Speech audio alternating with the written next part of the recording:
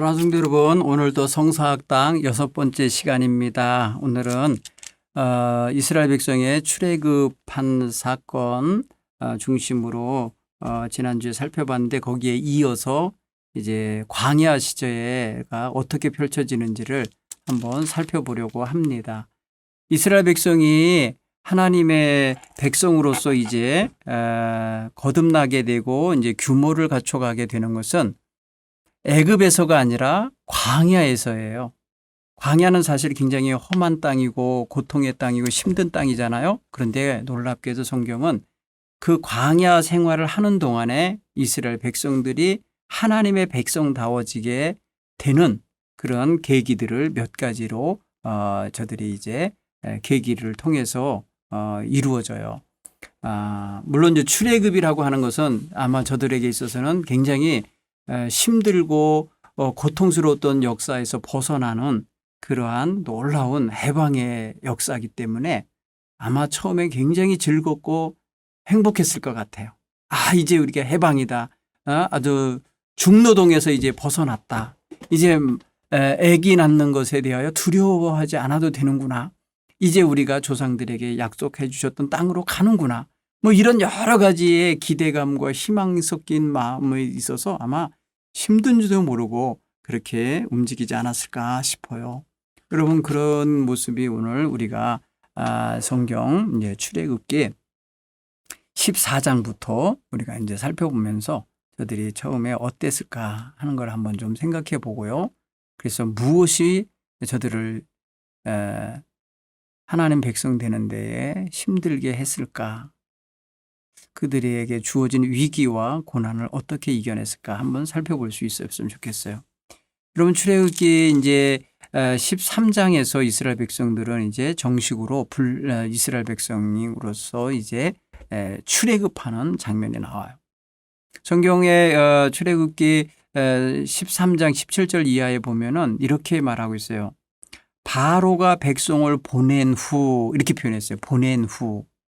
왜냐하면 보냈다고 그랬잖아요. 우리가 지난주에서 속히 나가라고 12장 32절에 보면 너희들 이 모든 것 다 챙겨가지고 재산 다 챙겨갖고 애들 다 챙겨갖고 속히 가라 하면서 애굽 사람들이 등 떠밀어서 내보내고 있는 장면이 32절 33절에 보였거든요. 그래서 오늘 이 13장 17절에서는 바로가 백성을 보낸 후, 보냈다는 표현을 써놨어요.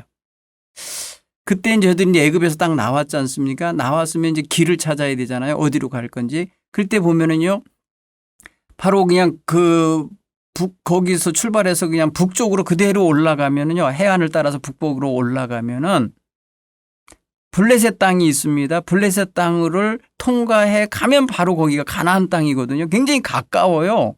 애굽에서부터 거기까지 가까워요. 여러분, 요즘 같은 경우는 성지순례 가서 버스를 타고서는요, 그걸 거쳐가면 몇 시간 안에 애굽에서 출발해서 바로 이스라엘 땅으로 들어가게 됩니다. 제가 그 땅을 성지순례해서 가보니까 자동차로 몇 시간이면 가지만은 그 당시에는요, 그게 굉장히 먼 길이었을 거예요. 땡볕이고. 그런데 이제 그것도 사실은 가까운 길이지만은 하나님은 그 길로 인도하지 않으셨다고 성경은 말합니다. 왜 그랬냐면은 이렇게 말하죠. 블레셋 사람의 땅은 가까울지라도 하나님이 그들을 그 길로 인도하지 아니하셨으니 이는 하나님이 말씀하시기를 이 백성이 전쟁하게 되면 마음이 돌이켜 애굽으로 돌아갈까 하십니다. 애굽으로 돌아가는 거 싫어하셨어요. 애굽에서 지금 떠난 사람인데 애굽으로 돌아가면 어떻게 해요? 그렇죠? 그러니까 전쟁을 만나면 마음이 두렵고 떨리니까 우리 돌아갈래 하고선 가고 싶어 할 거라는 거죠. 그런 거를 없게 하시기 위해서 가까운 길일지라도 그리로 인도하지 않으셨다라고 표현하고 있습니다. 하나님께서 인도하고 계신 길인데 그 가는 길을 지금 하나님이 가까운 길이 아니라 홍해를 거쳐서 가는 먼 길, 광야길로 인도하셨다고 18절에 말하고 있습니다. 이스라엘 백성은 큰 대열을 지어서 나왔다. 여러분, 그때의 요셉의 유고를 가지고 나왔다고 성경은 말합니다. 여러분, 낮에는 구름 기둥을 바라보며 따라갔고 밤에는 불기둥을 보고 따라갔다고 성경은 말합니다. 여러분 우리가 그래서 항상 가는 길에 있어서 어떤 사인을 보고 가는 건 굉장히 중요해요. 그리고 무조건 지름길을 찾아가는 게 중요한 게 아니라 하나님이 인도하는 길을 찾아가는 게 중요해요. 이스라엘 백성은 한 번도 그 길을 가본 적이 없는 광야잖아요. 그들은요 430년 동안 애굽에 갇혀서 노예로 살던 사람이기 때문에 광야를 여행해 본 적이 없어요. 그러니까 처음 가는 길이에요. 우리 인생길 처음 가는 길이잖아요. 누가 살아보고 또 삽니까? 다 두려움이 떨림이 있죠. 낯설음이 있죠. 그래서 이럴 때 아주 그냥 꼼수를 쓰거나 사람들이 말해 머리 자꾸 돌려서 지름길을 찾고 쉬운 길 찾으려고 하는 게 보통 사람들이거든요. 그래서 죄도 짓고 말입니다. 사기도 치고 도적질도 하고 막 이러는 게 쉽게 살려고 하는가 그래요. 노동하는 게 어렵고 힘드니까. 그러나 우리는 힘들든 쉽든 중요한 거는 하나님이 인도하는 길이냐 아니냐 이게 더 중요한 거예요. 하나님이 지금 그 길을 인도하시는 길이냐 아니면 하나님이 인도하는 길에서 벗어난 길이냐 이게 더 중요한 거니까 우리의 삶에 있어서 항상 하나님이 인도하는 길을 찾아가려고 하는 이런 자세를 가지셔야 되리라 믿습니다. 근데 오늘 성경 보니까 오늘 분명히 18절에 이랬어요. 하나님이 홍해의 광야길로 돌려서 백성을 인도하심에 13장 18절에 그렇게 말씀하셨어요. 홍해가 있고요. 광야가 있는 길로 간 거예요. 험한 길이야 다. 홍해에 도착하니까 이 백성이 어떻게 했어요? 홍해에 여러분 딱 막닥들이니까 갈 길이 없는 걸로 보이잖아요. 그러니까 이스라엘 백성이 마치 광야에 갇혀버린 게 딘쳐요. 도간에 든 쥐처럼 마치 그 땅에서 벗어나자마자 아이고 광야에 갇혀버린 격이 된 거예요. 갈 바를 알지 못하게 돼버린 거예요. 앞에는 홍해가 있고 좌우는 끝없는 광야가 있고 뒤에는 도망쳐 나온 이제 떠나온 애굽이 있으니 이게 마치 광야에 갇혀버린 느낌이 들었던 거죠. 그래서 저들이 어떻게 됐어요? 굉장히 두려워하게 됩니다. 그 무렵에 바로가 정신을 차린 건지 마음이 다시 안악해졌어요. 그래갖고 뭐래요? 이스라엘 백성을 보냈는데 그들을 다시금 뒤쫓아와서 그들을 다시 잡아들이려고 애굽의 온 군대를 동원했다. 여러분 오늘 성경 본문에 보면 14장 4절 이하에 굉장히 긴박감이 막 들어요. 이스라엘 백성 앞에는 홍해가 가로막혀 있고 뒤에서는 뭐랄까요? 이 바로의 군대가 그들을 다시금 잡아다가 노예 삼기 위해서 쫓아오고 있다. 그래서 막 병거를 갖추고 몰아쳐 오는데 병거가 600대 애굽의 모든 선발된 병거가 600대 그리고 병사들 지휘관들 거느리고 바로가 직접 출정하듯이 나왔어요. 애굽 사람과 바로의 말들과 병거들과 마병들과 그 군대가 이스라엘 뒤에서 쫓아오는데 아주 그냥 뿌연 모래 연기를 먼지를 일으키면서 달려왔을 거예요. 그러면은 이스라엘 백성에게 있어서 앞에는 넘실대는 파도 치는 홍해가 있고 뒤에는 그냥 뿌연 모래에 먼지 일으키고 달려오고 있는 바로 군대가 있다. 이거는 어디로 가야 살겠어요. 그러니까 여기서 절망하는 거예요. 그래서 14장 10절 보면은요. 바로가 가까이 올 때에 이스라엘 자손이 눈을 들어 본즉 애굽 사람들이 자기들 뒤에 이른 것을 알고 굉장히 두려워하며 여호와께 부르짖으며 모세에게는 원망합니다. 어디 애굽에 매장지가 없어서 당신이 우리를 이리로 이끌어서 이 광야에서 죽게 하는가?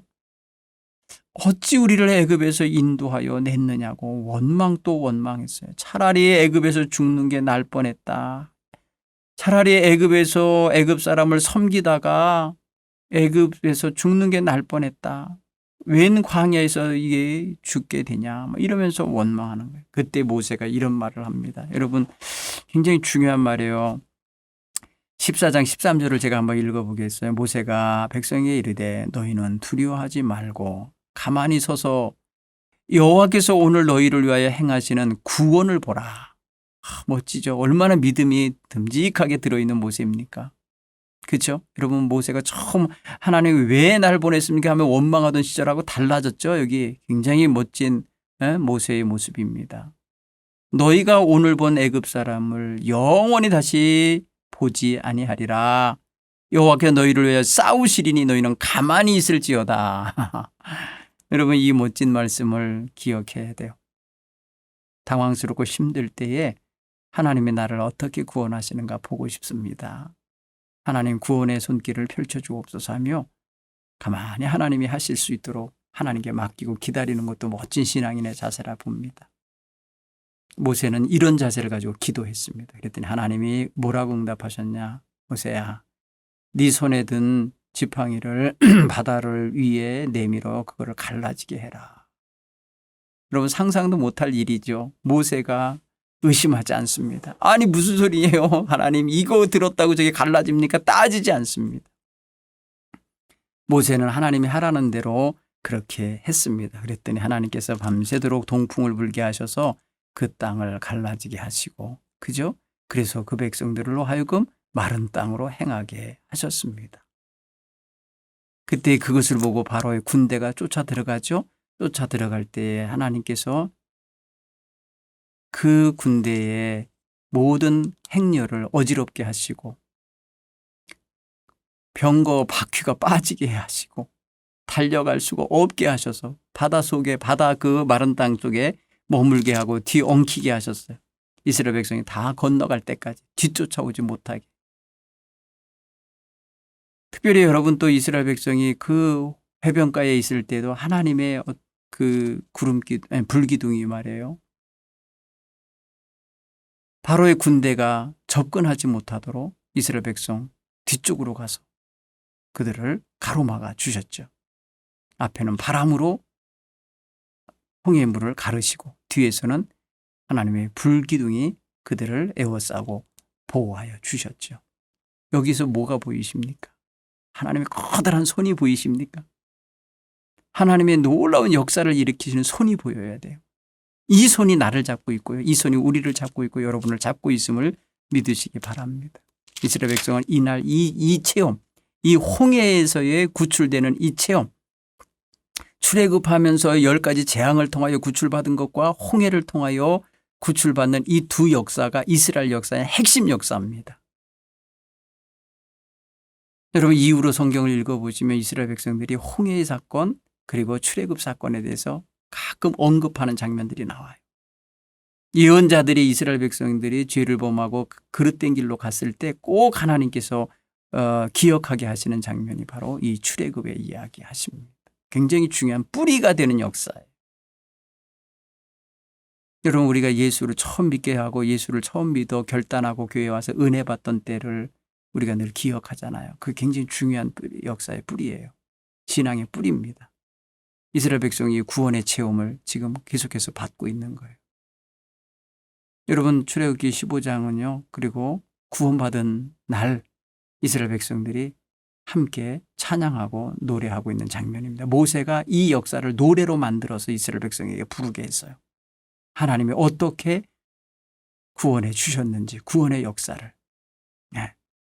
그리고 미리암이라고 하는 모세의 누나가 속옷치고 장구치고 막 춤을 추면서 장구라는 말은 없지만 속옷치면서 모든 여인들과 함께 춤을 추며 그날에 노래를 했다고 그래요. 여호와 너희는 여호와를 찬송하라.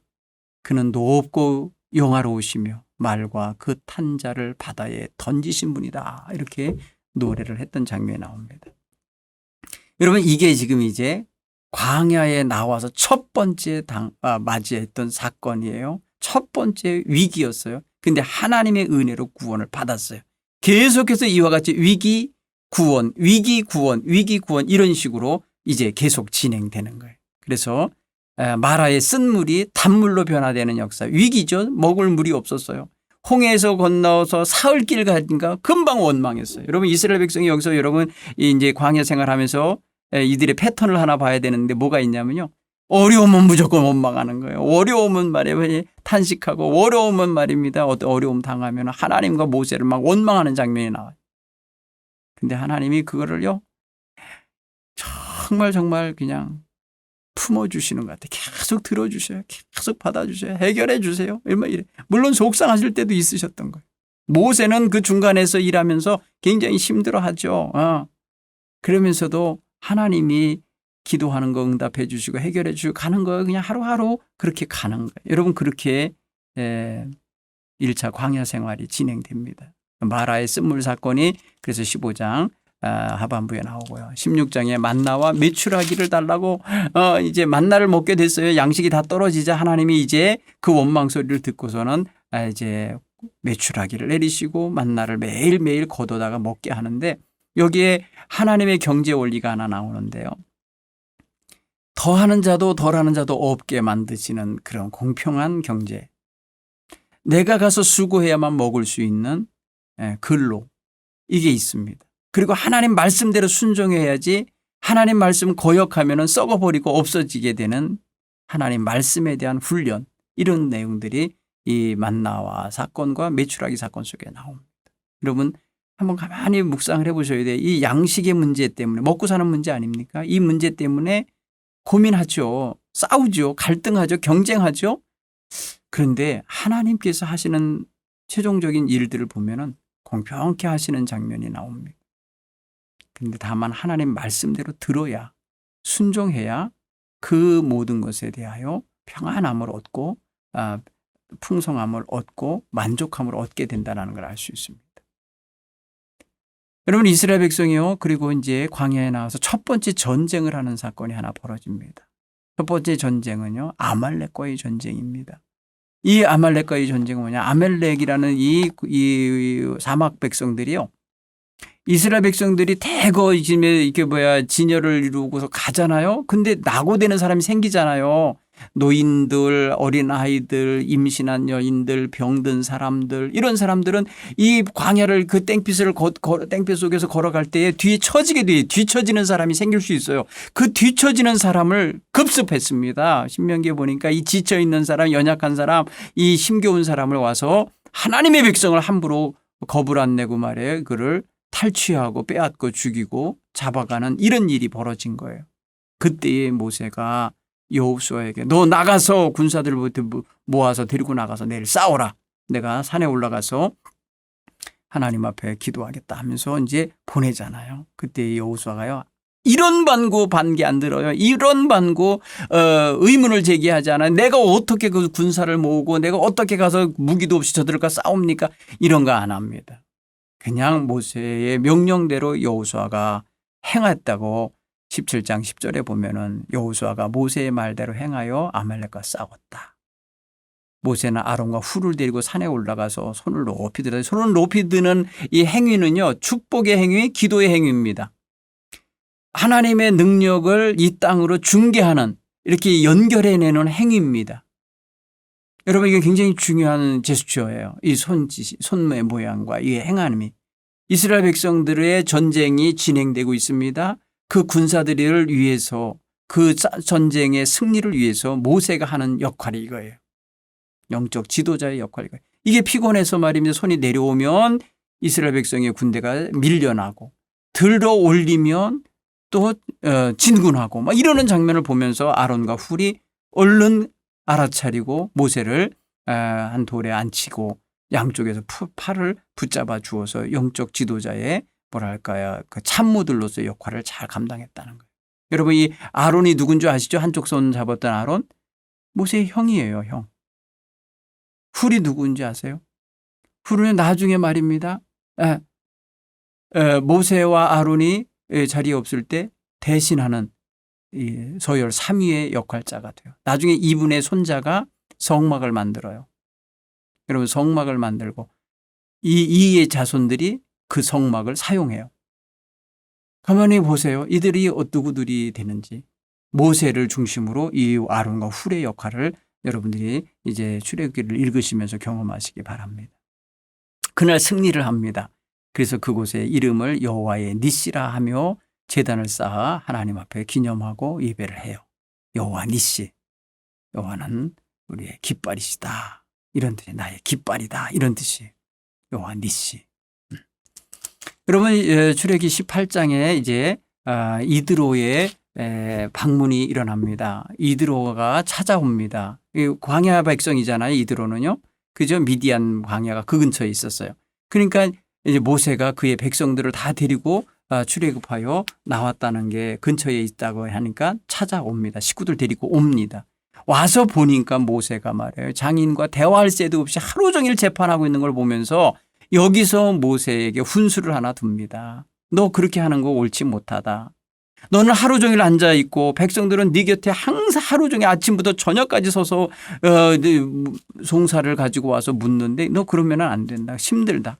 그러니까 그들에게 일이 있으면 그들로 하여금 스스로 풀 수 있도록 지도자를 세워야 된다. 이러면서 알려주는 게 천부장, 백부장, 50부장, 10부장 제도, 이 부장 제도를 조직화시키는, 이스라엘 백성이 떼거리로 나왔잖아요. 노예 생활하다가 이제 비로소 이 이드로라는 사람의 충고를 따라서 모세가 조직화시켜요. 지도자를 먼저 뽑아요. 지도자.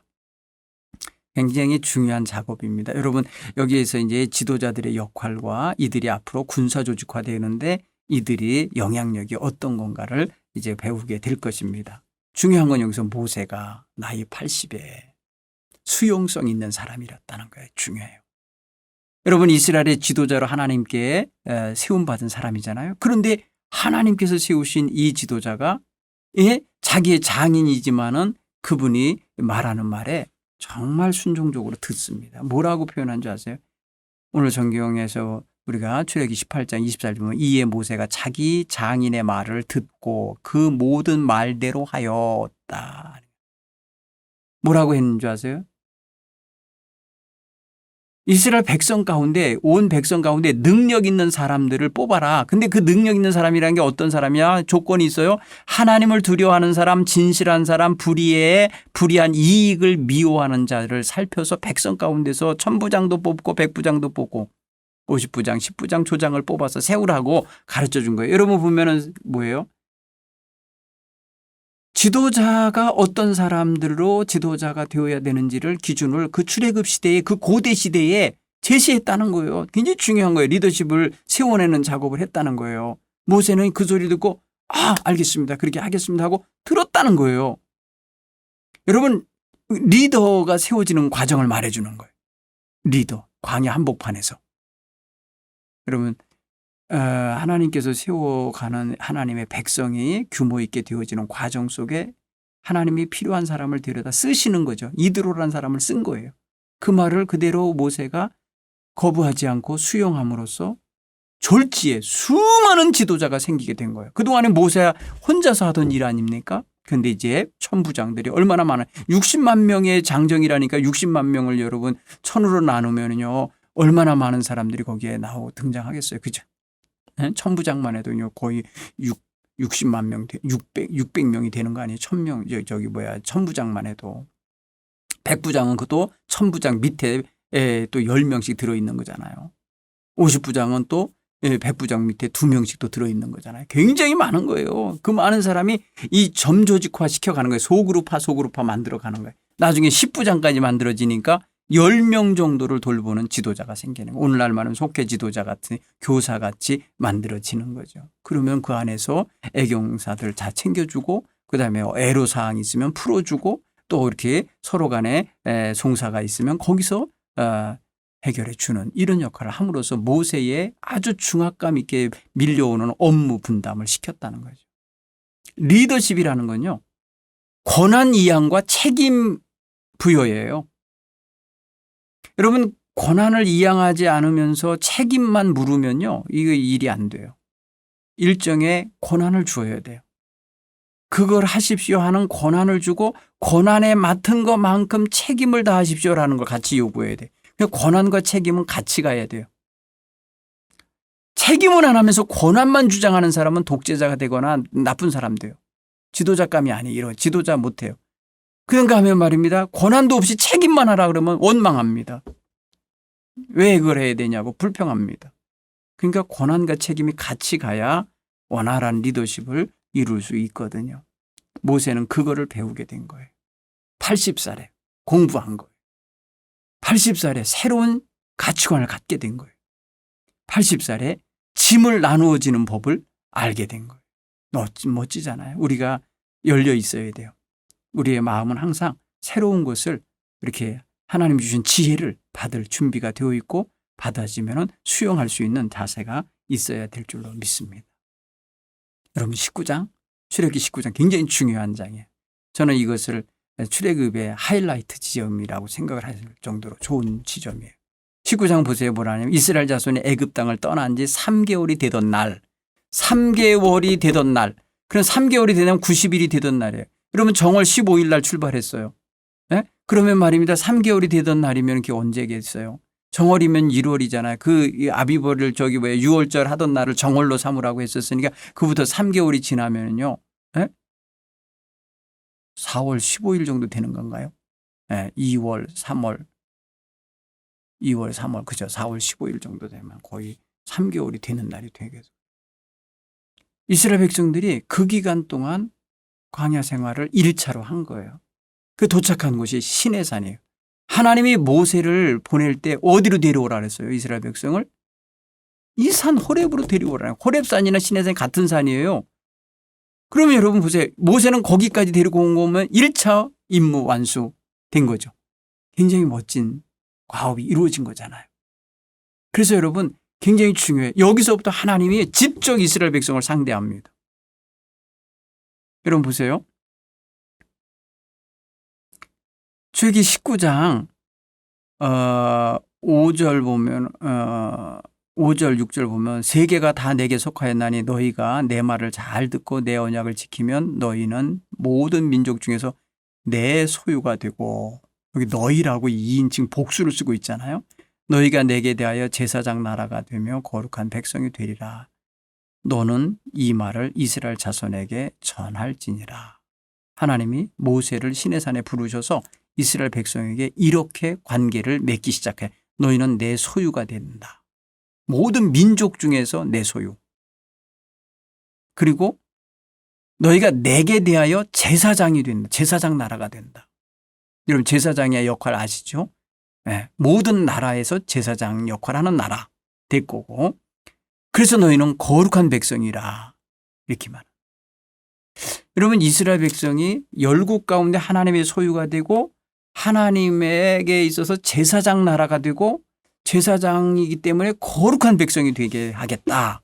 이러면서 하나님이 이스라엘 백성과 언약을 맺는 언약이 주어지는 데가 바로 시내산이에요. 여기서 이스라엘 백성과 하나님 사이의 관계가 형성되는 정식으로 이루어지는 자리예요. 그동안은 조상들과 된 거잖아요. 조상들에게 약속한 걸로 됐던 그 약속이 지금 여기서는 정식으로 백성과 하나님 사이에 맺어지는 거예요. 그래서 그날 하나님의 임재 사건이 있는데 여호와께서 빽빽한 구름이 아주 자욱하게 낀 곳에 그 시내산에 임재하시는 장면이 등장합니다. 그 등장하기 전에 이스라엘 백성이 준비시키는데 보니까 너희는 사흘 동안에 옷을 빨아 입어라. 몸을 다 씻고 준비해라 해서 그 사흘을 기다립니다. 사흘째 되는 날에 저들이 하나님 앞에 나가게 되고 하나님은 그들 가운데 임재하시는 사건이 나와요. 그때 산에 그 시내산에 금줄을 치워서 감히 올라오지 못하게 접근하지 못하게 하고 오직 모세만 올라와서 하나님의 율법을 받게 합니다. 그 셋째 날에 있었던 아침에 있었던 일이 이런 거예요. 우레와 번개가 쳤어요. 빽빽한 구름이 자욱하게 쳤어요. 나팔 소리가 크게 울려 퍼졌어요. 그리고 땅이 진동하는 사건이 벌어지게 됩니다. 산에서 연기가 막 뿜어져 나왔어요. 그게 여호와 하나님의 강림하심이라고 말했어요. 여러분 이게 이렇게 될 때 모든 백성들이 얼마나 떨었겠어요. 두려웠겠어요. 하나님을 처음 만나는 공동체 경험이에요. 한 사람이 경험하는 게 아니에요. 모든 백성이 같이 경험하는 거예요. 여러분 이 시내산 사건이 두 번째로 중요한 사건이 돼요. 그래서 출애굽 사건이 있었죠. 지금 시내산 하나님과의 만나는 시내산의 관계, 시내산에서의 사건이 이게 굉장히 중요한 사건이 됩니다. 이스라엘 백성의 역사에서 이거 굉장히 자주 다루어집니다. 계속해서 말해집니다. 이거 회상시킵니다. 여기서 저들이 하나님의 거룩한 백성으로 성결한 삶을 살아야 될 사람들로 제사장의 나라답게 살아야 되는 법을 여기서 다 받게 되거든요. 율법을 받잖아요. 그래서 여러분 이스라엘 백성과 하나님의 관계가 맺어지는 산, 시내산이에요. 시내산은 그런 면에서 굉장히 중요하게 여기셔야 됩니다. 하나님께서 그날 율법을 쭉 내려주셔요. 율법 10계명뿐 아니라 다른 율법들을 쭉 내려주시고 그다음에 언약을 맺으시는데 언약식을 바로 출애굽기 24장에 언약을 하는데 그 언약을 할 때에 하나님 앞에서 백성들이 함께 백성의 대표들이 가서 먹습니다. 70인의 장로가 하나님 앞에서 그 모습에 이스라엘이 하나님을 봤다 그랬어요.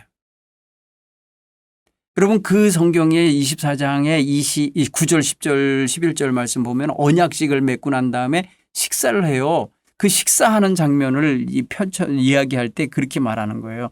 모세와 아론과 나답과 아비후와 이제 아론의 자식들이에요. 이스라엘의 장로 70인이 올라가서 이스라엘 하나님을 보니 그래서 하나님을 봤다 그랬어요. 그 발 아래는 청옥을 편듯하고 하늘같이 청명하였다. 하나님이 앉아 계신 자리. 하나님이 이스라엘 자손들의 존귀한 자들에게 손을 대지 않으셨다. 여러분 하나님을 마주대하면 죽거든요. 하나님 손이 닿는다 그래서 다 치워버린단 말이에요. 근데 하지 않으셨어요. 그들이 하나님을 뵙고 먹고 마셨더라. 여러분 성경의 유일한 장면이에요. 굉장히 멋진 거예요. 하나님을 뵙고 하나님 앞에 먹고 마시는 장면. 여러분 이거를 저는 이렇게 연상을 해봤어요. 이스라엘 백성과 하나님이 남편과 아내로서 언약을 맺고 결혼식을 한 거다. 결혼식을 하면서 그곳에 하나님과 언약을 한 자리에서 같이 피로연 함께 식사를 한 것처럼 이렇게 연상을 해봤어요. 하나님과의 관계가 나중에 에레미야는 이제 나는 너희 남편이다 라고 말씀하거든요. 하나님은 아내처럼 이스라엘 백성들을 택하여 품으시는 거거든요. 그런 관계로 본다고 하면 신의 산 언약은 결혼식과 같다고 저는 표현할 수 있겠죠. 그건 이제 아주 이제 극단적으로 제가 이제 예를 들어서 말하는 거예요. 그런 멋진 장면이다.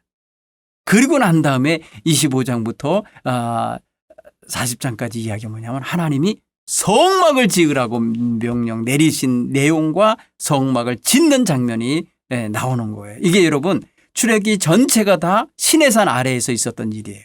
요 장면 19장부터는. 여러분 요거 가만히 여러분 머릿속에 기억해 놓으십시오. 이스라엘 백성이 시내산에 도착한 건 출애굽한 지 3개월 되는 날이었다. 그렇죠? 그리고 그 자리에서 저들이 얼마간 머물렀는지 이제 민수기 10장 10절에 가면 나와요. 제 둘째 해 몇 월며칠 2월 10일인가 출발하라 이렇게 명령하는 거 보면은요. 약 한 13개월인가 이 정도 머물러요. 시내산 아래에서. 그러면 그 안에서 뭐가 이루어지느냐? 하나님과 언약이 이루어져요. 하나님과 언약을 맺으면서 이루어지고 난 다음에 뭐가 만들어지느냐? 성막이 만들어져요. 그래서 여러분 성막이 만들어지는 과정을 이제 살펴봐야 되는데 성막은 여러분 이제 오늘 제가 개괄적으로만 잠깐 얘기하겠어요. 하나님께서 뭐 하기 위해서 만들라고 하신 거냐면 내가 너희 가운데 거할 나의 처소를 지으라 이렇게 말해요. 여러분 출애굽기 25장 8절에 내가 그들 중에 거할 성소를 그들이 나를 위하여 짓되 무릇 내가 내게 보이는 모양대로 장막을 짓고 기구들을 그 모양대로 지을지니라 이렇게 명령 내리세요. 뭐라 그랬어요? 내가 그들 중에 거할 성소. 그들 중에. 여러분 그동안 하나님이 어디 계시냐? 시내산 위에 계셨어요. 시내산 위에서 대표인 모세만 만나셨어요. 그런데 뭐예요? 그들 중에 거할 성소에서 그들이 사는 이 텐트촌 안에 들어오시겠다는 거예요. 거기서 내가 백성들을 만나겠다라고 말씀하시는 거예요. 굉장히 중요한 사건이 되겠죠. 요거에 대한 거는 여러분 성소의 의미를 이렇게 한번 살펴보시면 되겠고요. 모세가 이 성막을 지으라는 하나님의 명령을 이렇게 받들었다라는 거 이제 다음 주에 공부하면서 살펴보도록 하겠습니다. 여러분 감사합니다. 기도하겠습니다.